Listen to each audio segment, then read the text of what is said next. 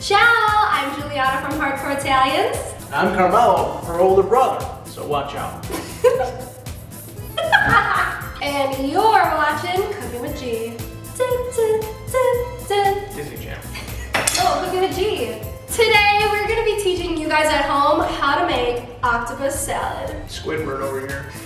Italy is one giant peninsula and two large islands. So pretty much every day they're having something to do with the ocean, fish, and this is very common. Octopus is very simple to make. Looks intimidating if you never cooked with something, of the gelatinous form, but trust me, water boiling will do a lot to it. And yeah, this is just like a typical salad, nothing crazy. I did ask my brother to help me out today with it because he's like the king of prepping the octopus salad. He's very, very good at it. Don't be modest. Yeah, super easy. And let's get right into what you're gonna need. So the very first thing you're gonna need, of course, is the octopus. And you can get one of these easily at your local grocery store if they're big enough to find them in the frozen section. But if you're lucky, your local fish market will have them fresh on a regular basis. And here we have about half of a large onion, one large onion. Over here we have about 4 solid stalks of celery, half a cup of parsley, 2 good-sized lemons, 1/4 cup of vinegar. We're also going to be needing some olive oil, some handy-dandy onion powder, and garlic salt. And of course, we're going to need salt and pepper.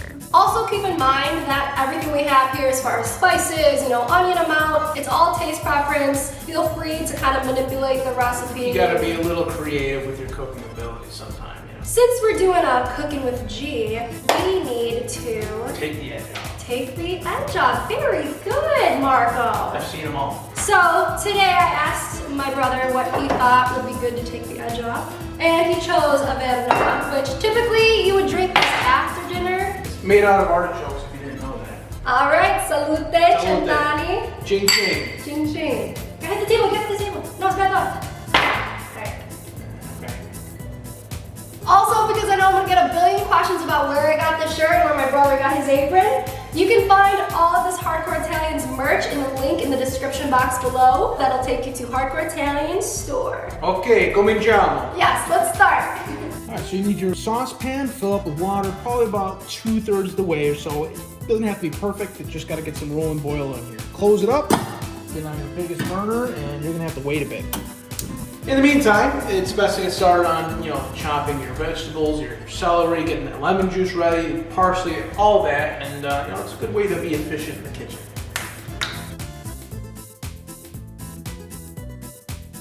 This is where the love comes in. You want to make sure that you get rid of any brown pieces or anything that doesn't look perfect because it's going to be for your family and you want to make sure that it's made with love and it's made properly. They can tell. Yes, they can tell. And you can tell. Even if you're making this for you. And I can tell. And I can tell. We'll be able to tell. So just make sure. We'll tell on you. You know what else has layers? Ogres have layers. Onions have layers? Onions have layers. Cakes have layers.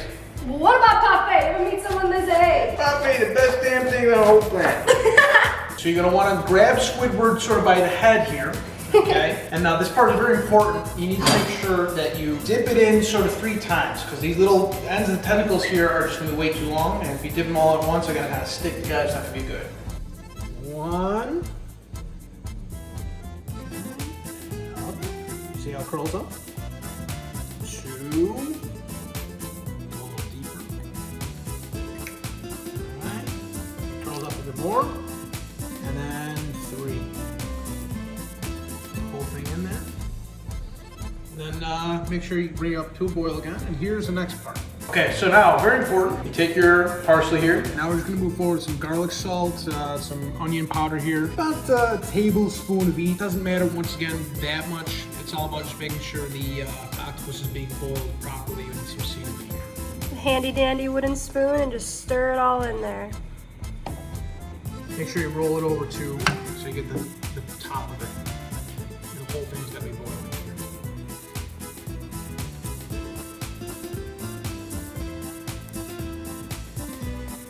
Once it's gotten back up to a rolling boil again with the octopus and ingredients added on, you need to make sure you leave it in there for about 12 to 15 minutes or so, and from there you're gonna shut off the flame. For best results though, you're gonna wanna make make sure that you would leave it in the water in the pot for 10 hours. You want the water, yeah, just to cool off. Yeah, to make sure that all the flavors and everything is completely like soaked in. But for time purposes and for today's episode and for, you know, we're just a little hungry too. It'll taste fine. No. Yeah, we're gonna dig right into it, but if you really have the time, we would suggest to let it sit. So it's been about 15 minutes and we're ready to take the octopus out of the water. Nice and closer. Look at the color. You gotta take a second to at least admire the animals. Very beautiful. So what we're gonna do, we're gonna take them, right? Let them just drip out for a second. And then from there, just kind of put it aside to just cool down a bit. Cool down just so it's not too hot for you to handle with your hands. And then from there, you're good to go.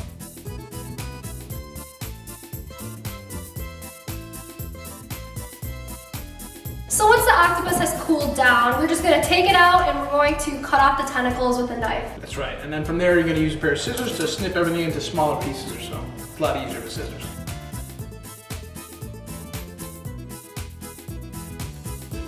There's other ways you can do this. You can literally take these tentacles and just grill them up. It's pretty cool. Grill the tentacles? Yeah.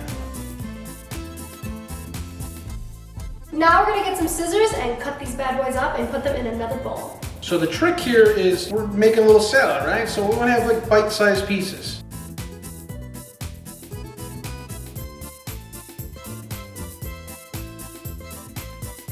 Now you can save the leftover broth that was created from the octopus. It's a nice stock to use. I mean, if you're really ambitious, you can do like some sort of fish soup with it. Yeah, so you can definitely use this. I wouldn't just toss it, you know, have some fun with it. It smells very good. Can you smell this? You can't smell it. So when you're done cutting all the octopus and putting it into a different bowl, you're gonna wanna grab your chopped up onion and celery along with... You're gonna need some the olive oil, of course, the salt, pepper.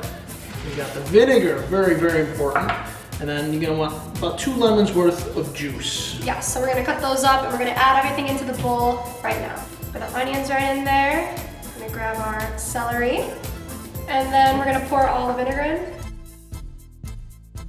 We're gonna mix it all up. So here comes the olive oil. Just, you know, have a little respect. Put in there gracefully. Gracefully with a capital G. Capital G. For the lemon, you're gonna take the lemon, you're gonna cut the lemon, and you're gonna juice them. Oh, it smells so good. It does smell really good. I start at least with probably about a tablespoon of salt, and then go from there. You don't want to overdo it. Remember, just, you know, there's no harm in tasting multiple times. You know, you don't want to waste this whole beautiful octopus. It gave its life for you. So. Very true. Just a light layer of salt right on the top, and I'm just gonna mix it all in there. Same concept with the pepper. It depends on how much you like. I'd say maybe half a tablespoon in the start, and then go from there again. And there you have it, fresh octopus salad ready to eat. And now, the taste test. You think it's gonna be good? I don't know. These tentacles might suck. I don't know. Very good. Just do what I said and you'll be happy, right? Trust me. This is amazing.